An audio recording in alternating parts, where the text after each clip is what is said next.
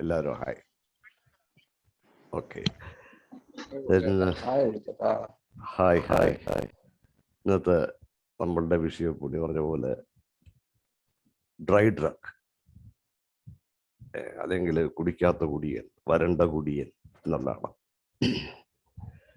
ഇപ്പം നമ്മുടെ പൊതുസമൂഹത്തിൻ്റെ ഇടയിൽ, പബ്ലിക്കിൻ്റെ ഉള്ളിൽ മദ്യപാനം എന്ന് പറയുമ്പോൾ അവിടെ രണ്ട് തരക്കാരായിട്ടാണ് കാണുന്നത്.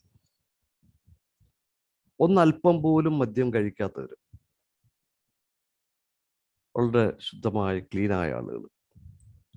മറ്റൊന്ന് കുടിക്കുന്നവർ, അല്ലെങ്കിൽ നമ്മുടെ ഭാഷയിൽ കുടിയന്മാർ. ഇങ്ങനെ കുടിക്കുന്ന ആളുകളെ തന്നെ നമുക്കൊരു 4 വിഭാഗമായിട്ട് കാണാം. അതായത് ഒരു നിശ്ചിത അളവിൽ ദിവസേന ഒരു അപ്പറ്റൈസർ പോലെ, അല്ലെങ്കിൽ ഒരു മരുന്ന് എന്നുള്ളത് കുടിക്കുന്ന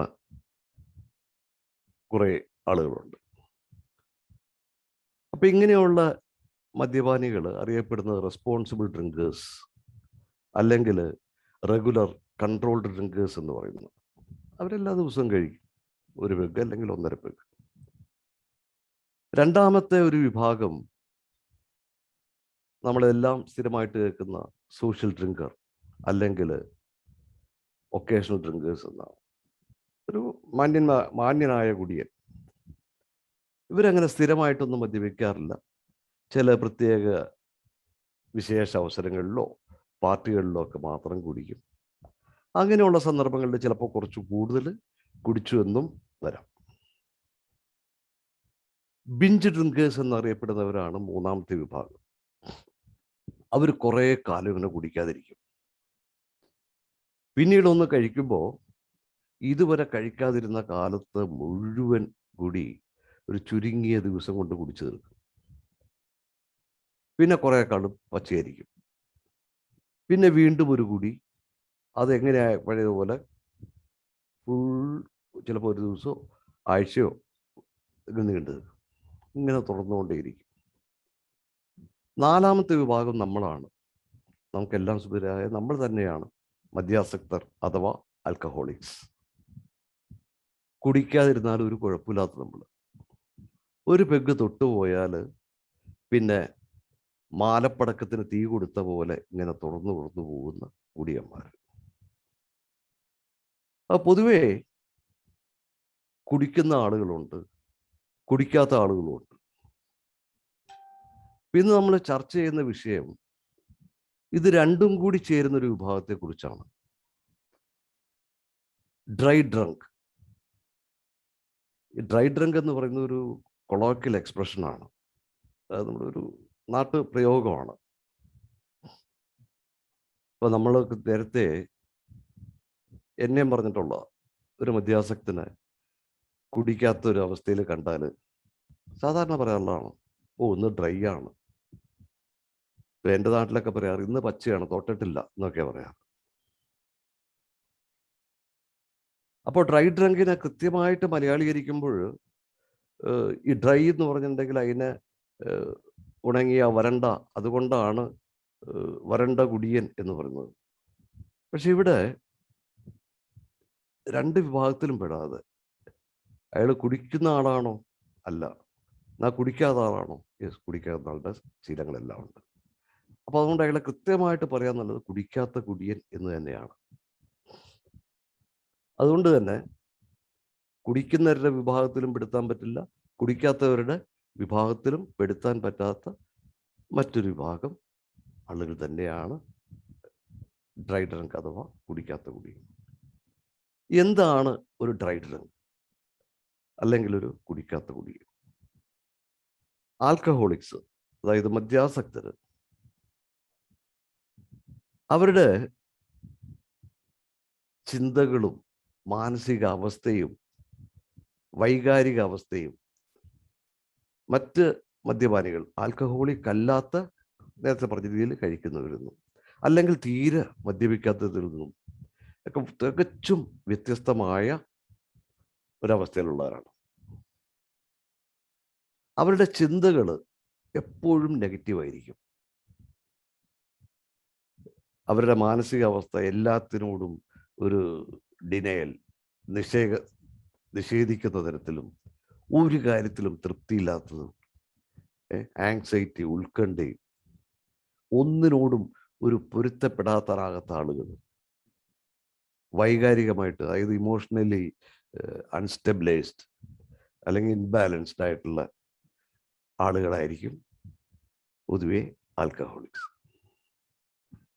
അപ്പോൾ നമ്മളും പൊതുസമൂഹവും എല്ലാം പൊതുവെ കരുതിയിരിക്കുന്നത് അവരുടെ ഈ കുടിയുടെ പ്രശ്നം കൊണ്ടായിരിക്കും ഇതിങ്ങനെ.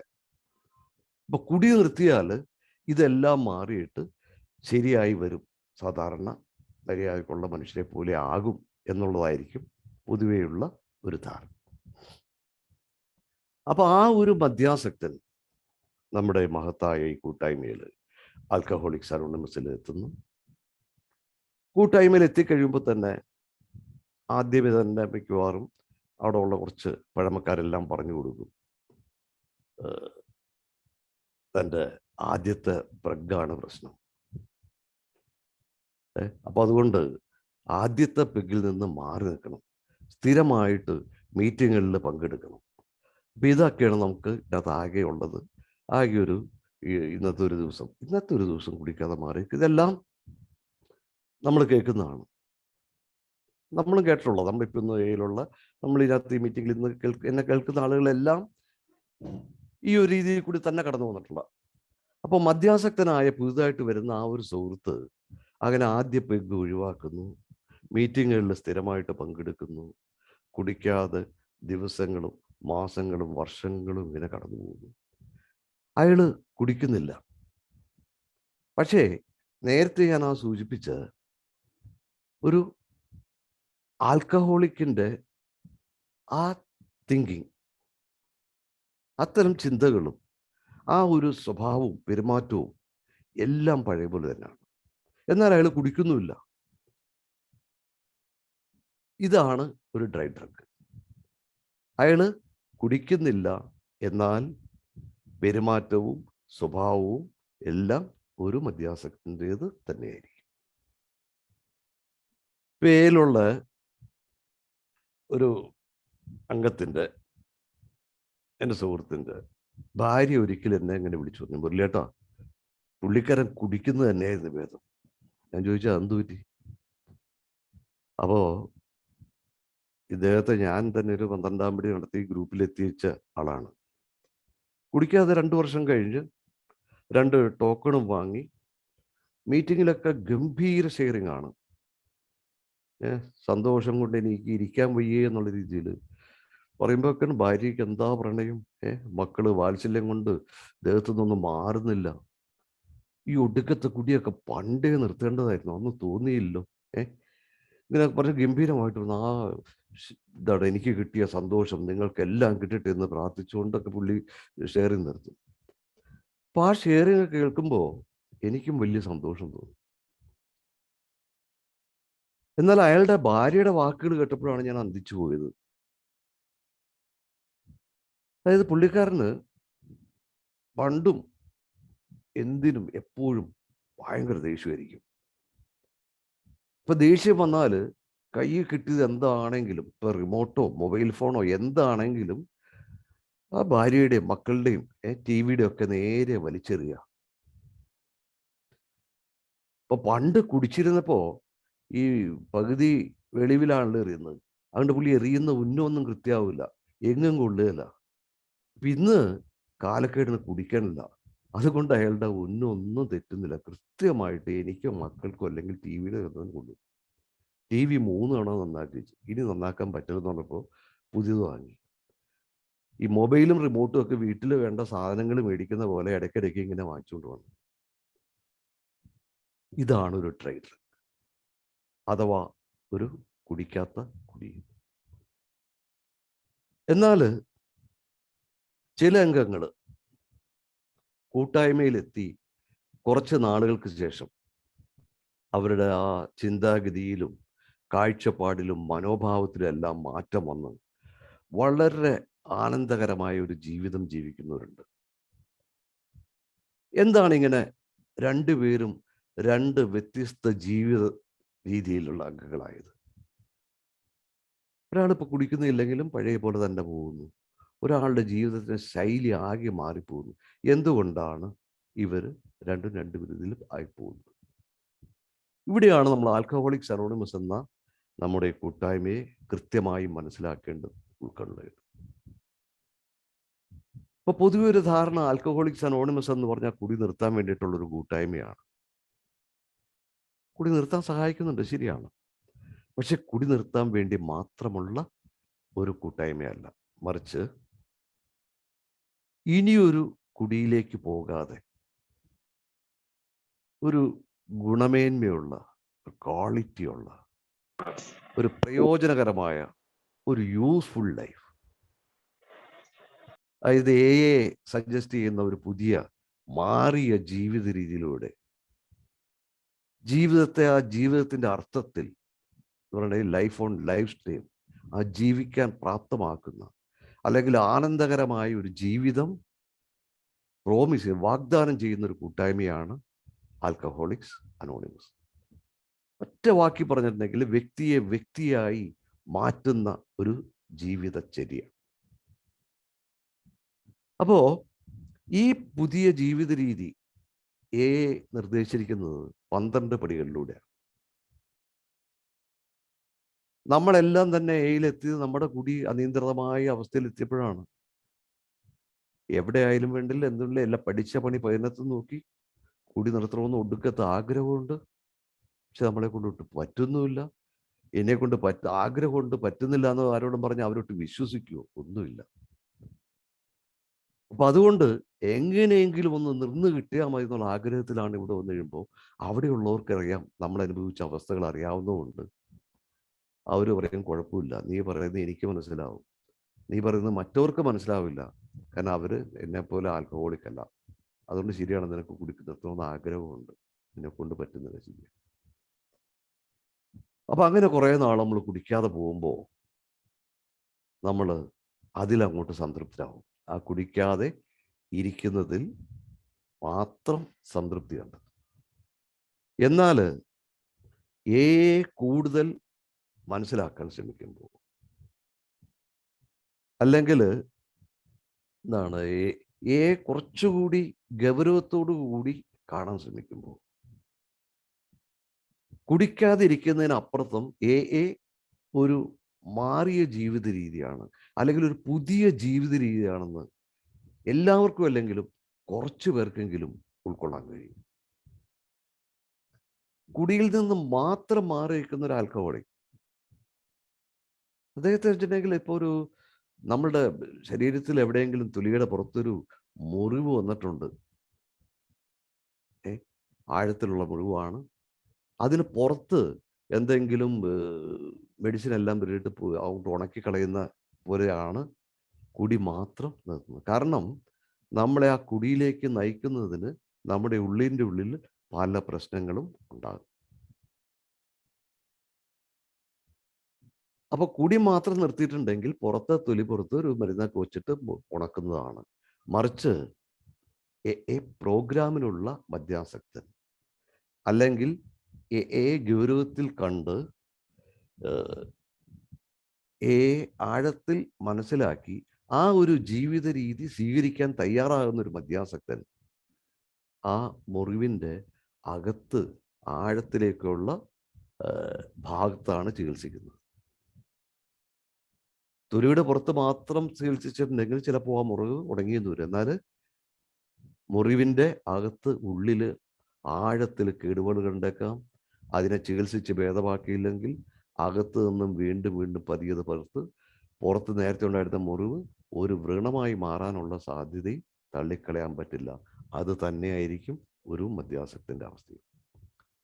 ഇപ്പം ഞാനീ പറഞ്ഞ രീതിയിൽ കുടി നിർത്തി കുടിക്കാതിരിക്കുന്ന, അതുകൊണ്ട് തന്നെ തൃപ്തിപ്പെടുന്ന ഒരു മനുഷ്യൻ, ഒരു മദ്യാസക്തൻ, അയാൾ അകത്താണ്, എന്നാൽ പ്രോഗ്രാമിൻ്റെ പുറത്തുമായിരിക്കും.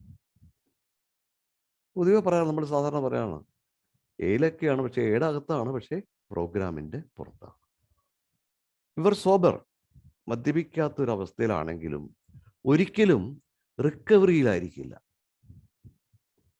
സോബറാണ്, പക്ഷെ റിക്കവറിയിലല്ല. ഇവിടെ നമ്മൾ എന്താണ് സോബ്രൈറ്റി അല്ലെങ്കിൽ എന്താണ് റിക്കവറി, ഇതിൻ്റെ ഒരു വ്യത്യാസം മനസ്സിലാക്കാറുണ്ട്. ഇപ്പോൾ മദ്യാസക്തനായ ഒരാൾ കൂട്ടായ്മയിൽ വരുന്നു. ഒന്നാം പടിയുടെ ഒന്നാമത്തെ ആ ഭാഗം, മദ്യത്തിന് മുമ്പിൽ ശക്തിഹീനനാണ് ഞാൻ എന്ന് നിരുപാധികം സമ്മതിച്ചിട്ട് മദ്യത്തിൽ നിന്ന് മാറി നിൽക്കുമ്പോൾ അയാൾ സോബറാണ്. നമ്മൾ പൊതുവെ അതിന് സുബോധവാൻ എന്ന് പറയും. പക്ഷെ അബോധാവസ്ഥയിൽ നിന്ന് മാറിയിട്ട് ബോധാവസ്ഥയിൽ എത്തുന്നുള്ളൂ എന്നാണ് ഞാൻ കരുതുന്നത്. ഏതെങ്കിലും ആകട്ടെ, സോബറാണ്, കുടിക്കുന്നില്ല.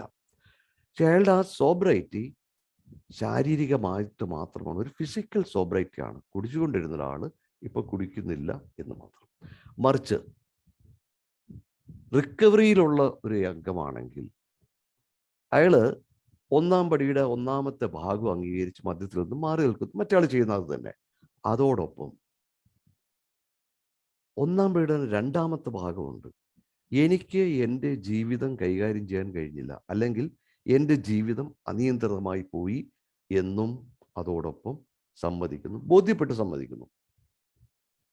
അതോടൊപ്പം തന്നെ ആ അനിയന്ത്രിതമായ ജീവിതത്തെ എങ്ങനെ നിയന്ത്രണ വിധേയമാക്കാം, അതിനായിട്ട് നിർദ്ദേശിക്കുന്ന ഒരു ജീവിത രീതിയിലൂടെ, അതായത് 12 പടികളിലൂടെ തൻ്റെ ജീവിതത്തെ ക്രമീകരിക്കുന്നു, ഒരു പുനർക്രമീകരണം നടത്തുകയാണ് ചെയ്യുന്നത്.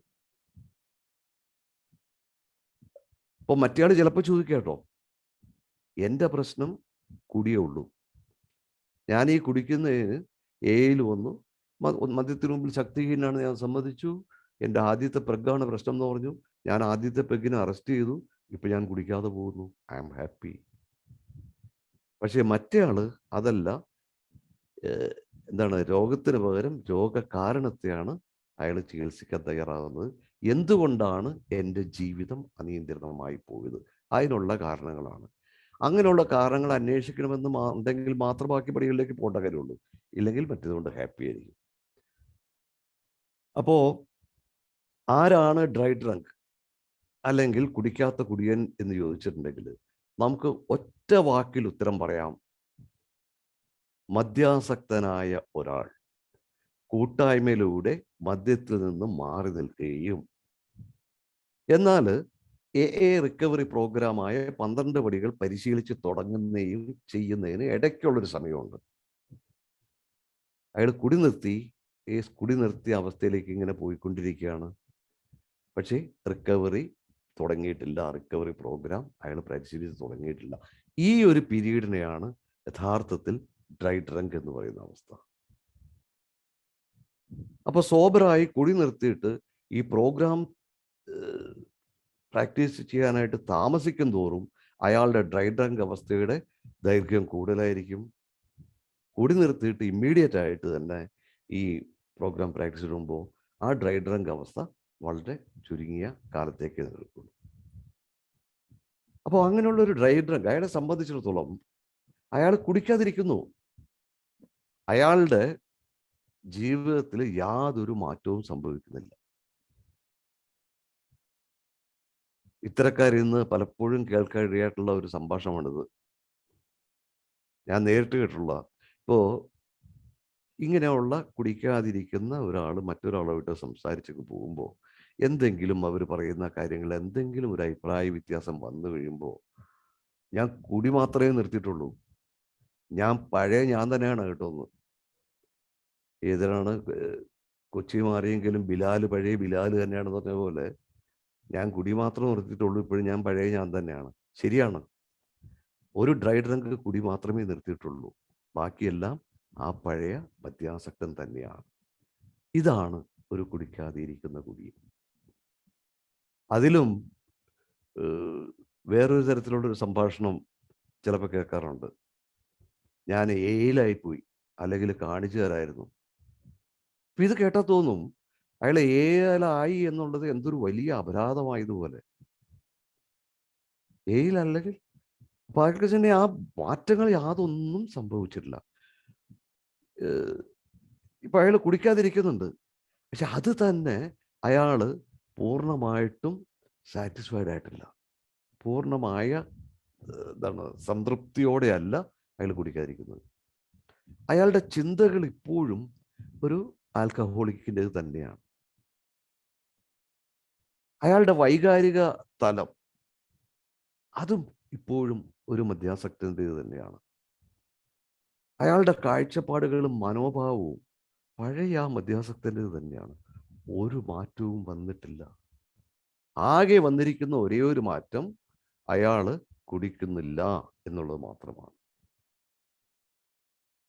പലപ്പോഴും എന്നെ കേൾക്കുന്ന പലർക്കും ഇത്തരം ആളുകളെ നേരിട്ട് പരിചയപ്പെടാനുള്ള ഇട വന്നിട്ടുണ്ടാവും. ഓക്കെ, സോബറായിരിക്കുകയും എന്നാൽ പ്രോഗ്രാമിലേക്ക് വരാൻ കഴിയാതിരിക്കുന്ന ഒരു മദ്യാസക്തൻ, അവർക്ക് എയിലുള്ളവരോട് ചേർന്ന് നിൽക്കാൻ കഴിയുന്നില്ല. എന്നാൽ അയാൾ എയുടെ ഉള്ളിലായിപ്പോയി. അതുകൊണ്ട് മദ്യപിക്കുന്ന ആളുകളുമായിട്ട് അയാൾക്ക് ചേരാൻ കഴിയുന്നില്ല. അയാൾ ആകെ അസ്വസ്ഥനാവുകയാണ്. അപ്പോഴല്ല ഇയാൾക്കൊരു നഷ്ടബോധം, ആ കുടിക്കുന്ന അതിലെ ആ ഒരു സ്മരണ, ഓർമ്മകൾ അയാളുടെ ഇങ്ങ് നിലനിൽക്കുന്നു. അയാളുടെ ഓർമ്മയിൽ ഇപ്പോഴും മുമ്പ് വൈകുന്നേരം പോയിരുന്ന സ്ഥലങ്ങൾ, അന്നത്തെ ആളുകൾ, അവരോടൊപ്പം ചെലവഴിച്ചിരുന്ന സമയത്ത് സംഭാഷണങ്ങൾ, കളിച്ചിരികൾ, ഇതൊക്കെ ആയിരിക്കും അയാളുടെ മനസ്സിലൂടെ ഇങ്ങനെ കടന്നു പോകുന്നത്. ഇതിനകത്ത് തന്നെ ചില ആളുകൾ ആ പഴയ മദ്യപിക്കുന്നവരുടെ ആ കൂട്ടത്തിൽ തന്നെ പോയിരിക്കും. പക്ഷെ അവർ കുടിക്കില്ല, അവരൊഴിച്ചു കൊടുക്കും. ചിലപ്പോൾ സ്വന്തമായിട്ട് പോക്കറ്റിൽ നിന്ന് ഒരു കാശൊക്കെ മുടക്കിയിട്ട് ഒരു കുപ്പിയൊക്കെ വാങ്ങിച്ചിട്ട് അവർക്കൊരു പാർട്ടി നടത്തും. അവർ കഴിച്ചുകൊണ്ടിരിക്കുമ്പോൾ ചില ടച്ചിങ്സ് ഒക്കെ കഴിച്ച് ചിലപ്പോൾ ഒരു പാട്ട് പാടി, അല്ലെങ്കിൽ അവർ പാടുന്നതിൻ്റെ ഒരു കൂടെ പാടി, എന്തെങ്കിലും ഒരു സോഫ്റ്റ് ഡ്രിങ്കോ കോളയൊക്കെ കഴിച്ച് അവിടെ അങ്ങനെ ഇരിക്കും. പക്ഷെ ഈ സമയത്ത് അയാൾ അറിയാതെ വായിലൂടെ കുടിക്കുന്നില്ലെങ്കിലും മനസ്സിലൂടെ കുടിക്കുകയായിരിക്കും ചെയ്യുന്നു. ഒരു കുടിക്കാത്ത കുടി. അപ്പൊ ഒന്നുകിൽ ഇങ്ങനെ ഇരുന്ന് ഡയറക്റ്റായിട്ട് അവരോടൊത്ത് കളിച്ചിരിച്ചു പോകുന്നതാണ്, അല്ലെങ്കിൽ ചിലൊരു സങ്കല്പത്തിലൂടെ കുടിക്കുന്നുണ്ടാവും. അതായത് പുറത്തേക്ക് ഇങ്ങനെ പോകുമ്പോൾ ആ പഴയ സ്ഥലങ്ങൾ കാണുമ്പോൾ ആ പഴയ ഓർമ്മകളൊക്കെ ഇങ്ങനെ തേട്ടി വരിക, അയവിറക്കുക, ഇങ്ങനെയുള്ളൊരു പ്രോസസ്സൊക്കെ അയാളുടെ ഉള്ളിൽ തന്നെ നടക്കുന്നുണ്ടാവും. യഥാർത്ഥത്തിൽ അയാൾ കുടിയിന്ന് വിട്ടു നിൽക്കാനായിട്ടൊന്നും ആഗ്രഹിക്കുന്നില്ല. പക്ഷെ അയാളുടെ അന്നത്തെ ഒരു സമയത്തിൽ വിട്ടു നിൽക്കണം, മാറണം എന്നുള്ള ആ ഒരു അവസ്ഥ കൊണ്ട് വന്നു കുടിക്കാതെ പോകുന്നു. അപ്പം അതുകൊണ്ടാണ് അയാൾ ഈ കുടിയുടെ സാഹചര്യങ്ങൾ ഓർക്കുന്നതും അന്നത്തെ ആളുകളുമായിട്ടുള്ള ആ സമ്പർക്കത്തിൽ സുഖം കണ്ടെത്തുന്നു. ശാരീരികമായിട്ട് അയാൾ കുടിക്കുന്നില്ല, എന്നാൽ മാനസികമായിട്ട് അതിനോട് തന്നെ ചേർന്ന് നിൽക്കുകയാണ്. അത് പഴയകാല ആ കുടിയുടെ ഓർമ്മകളിലൂടെ അതയാൾ ആസ്വദിക്കുന്നുണ്ട്, അതിൽ ആനന്ദം കണ്ടെത്തുന്നുണ്ട്. അയാൾക്ക് തന്നെ ഞാനൊരു ആൽക്കഹോളിക് ആണോ എന്ന സംശയത്തിലാണുള്ളത്. മിക്കവാറും ഇത്തരത്തിലുള്ള ഈ സഹവാസവും മറ്റും അയാളെ വീണ്ടും ഒരു കുടിയിലേക്ക് കൊണ്ടെത്തിക്കുവാനുള്ള സാധ്യത വളരെ കൂടുതലാണ്. അപ്പോൾ പുതിയൊരു ജീവിത രീതിയിലേക്ക് അയാൾ മാറാൻ ശ്രമിക്കാത്തിടത്തോളം കാലം ബിഗ് ബുക്ക് പറയുന്നത് പോലെ സൂത്രശാലിയും ചിന്താക്കുഴപ്പമുണ്ടാക്കുന്നവനും ശക്തനുമായ മദ്യം നമ്മളെ കീഴ്പ്പെടുത്താനുള്ള സാധ്യത ഒരു വിധത്തിലും തള്ളിക്കളയാൻ പറ്റില്ല. വളരെ രസകരമായിട്ടുള്ള ഒരു കാൽ നൂറ്റാണ്ടിലേറെ, വർഷങ്ങളൊന്നും പറയുന്നില്ല, വർഷങ്ങളൊക്കെ പറയുമ്പോൾ ചിലപ്പോൾ അയാളുടെ നിങ്ങൾ ആരെങ്കിലും അദ്ദേഹത്തെ അറിഞ്ഞിരിക്കും. കാൽ നൂറ്റാണ്ടിലേറെ പുള്ളിക്ക് എയിൽ രംഗമാണ്. അപ്പോൾ ഒരു പുതുമക്കാരനോട് പറയുന്നതാണത്, ഞാനൊരു പടിയും ചെയ്തിട്ടില്ല, ഞാനൊരു സാഹിത്യവും വായിച്ചിട്ടില്ല, എന്തേ ഇത്ര വർഷമായിട്ട് ഞാൻ കുടിച്ചിട്ടില്ലല്ലോ. അപ്പം അത്രയും ഒരു സീനിയർ ആയിട്ടുള്ള ഒരു അംഗമാണ് അത് പറഞ്ഞിരുന്നെങ്കിലും അത് കേട്ട് കഴിഞ്ഞപ്പോൾ എനിക്ക് തോന്നിയത്, അല്ലെങ്കിൽ എനിക്ക് അതിന് ഉൾക്കൊള്ളാൻ കഴിഞ്ഞത്, ഇത്രയും വർഷങ്ങൾ കഴിഞ്ഞാലും അദ്ദേഹം ഇപ്പോഴും ഒരു ഡ്രൈ ഡങ്ക് ആണെന്നാണ്. കാരണം സാഹിത്യങ്ങളെക്കുറിച്ചോ അല്ലെങ്കിൽ പ്രോഗ്രാമിനെ കുറിച്ചോ ഒരു മീറ്റിങ്ങിൽ ആരെങ്കിലും സംസാരിക്കുകയാണെങ്കിൽ ഇത്തരക്കാർ വളരെ അസ്വസ്ഥനാവും. ഇത് എയിൽ പഠിപ്പിക്കലൊന്നുമില്ല, അല്ലെങ്കിൽ പടികളെയൊക്കെ പറ്റി പറഞ്ഞ വല്ല സ്പോൺസറായിട്ട് പോയുണ്ട്, ഇവിടെ മീറ്റിങ്ങിലൊന്നുമല്ല. ഇത്തരത്തിൽ ഇങ്ങനെ പോകുന്നവര്, പ്രോഗ്രാമിലൂടെ സഞ്ചരിക്കാൻ താല്പര്യം കാണിക്കുന്നവര്, അങ്ങനെയുള്ളവരെയൊക്കെ അംഗീകരിക്കുന്നതിൽ ഇവര് അസഹിഷ്ണുതരായിരിക്കും.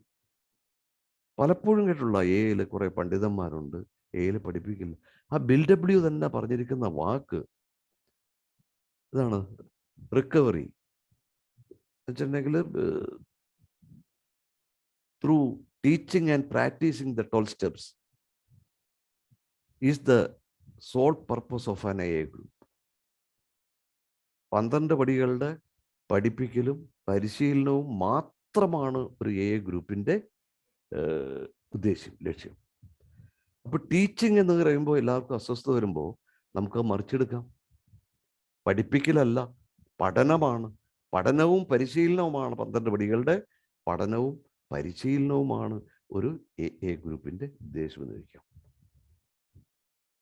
നമുക്കറിയാം സോബ്രൈറ്റി, നേരത്തെ ഞാൻ പറഞ്ഞ രണ്ടുപേരും, ഒരാൾ സോബ്രൈറ്റിലുള്ള ആള്, ഒരാൾ റിക്കവറിയിലുള്ള ആൾ.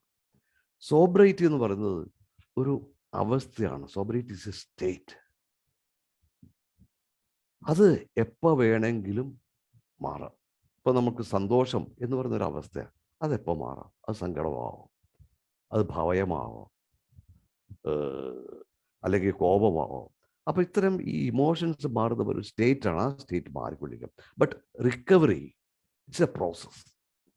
റിക്കവറി എന്ന് പറയുന്ന ഒരു പ്രക്രിയയാണ്, ഒരു ആജീവനാന്ത പ്രക്രിയ, ലൈഫ് ലോങ് പ്രോസസ്സാണ് റിക്കവറി. ഈ റിക്കവറിയെ ഡിഫൈൻ ചെയ്തിരിക്കുന്നതാണ് തന്നെ അങ്ങനെയാണ്.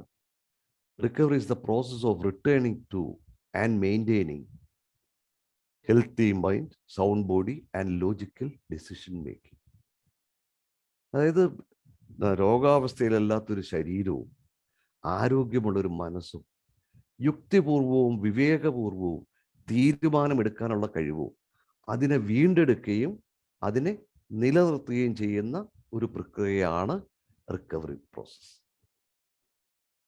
അപ്പൊ വീണ്ടെടുത്താൽ മാത്രം പോരാ, നമുക്കത് മെയിൻറ്റെയിൻ ചെയ്യാൻ വേണം. അപ്പൊ നമുക്ക് എത്ര നാൾ നമ്മൾ റിക്കവറി ആയെങ്കിൽ നമ്മൾ ജീവിതാവസാനം വരെ അതിലൂടെ പരിശീലനത്തിലൂടെ തന്നെ തുറന്നു പോവുകയുണ്ട്.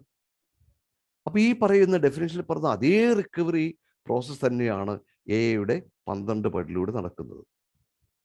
ഈ പ്രോഗ്രാം അല്ലെങ്കിൽ ജീവിത രീതി.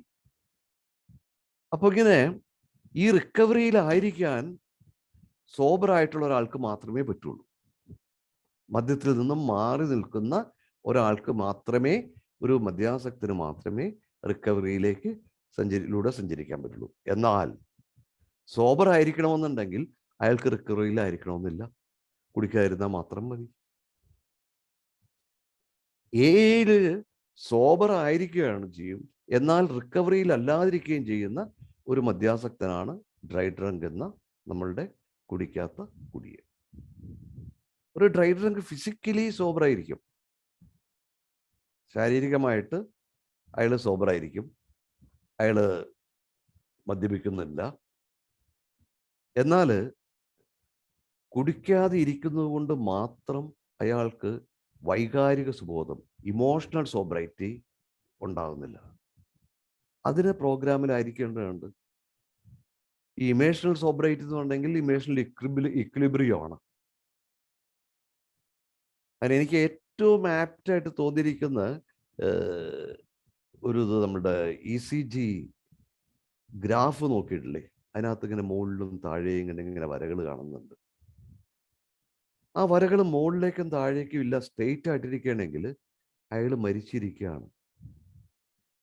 അപ്പൊ ഒരു പർട്ടിക്കുലർ ലിമിറ്റിന്റെ മുകളിലേക്കോ അല്ലെങ്കിൽ താഴേക്കോ പോയിട്ടുണ്ടെങ്കിൽ അയാളിൽ എന്തോ പ്രശ്നമുണ്ട്.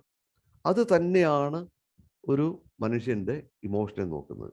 ആ ഇമോഷൻ ഒരു പർട്ടിക്കുലർ ആ ഗ്രാഫിൻ്റെ ഇതിൽ മാക്സിമം ഇത്ര വരാം, താഴേക്ക് ഇത്ര പോകും. അതിനപ്പുറത്തേക്കോ അല്ലെങ്കിൽ താഴേക്കോ പോകുന്നത് ഇമോഷണൽ ഇംബാലൻസിങ് ആണ്.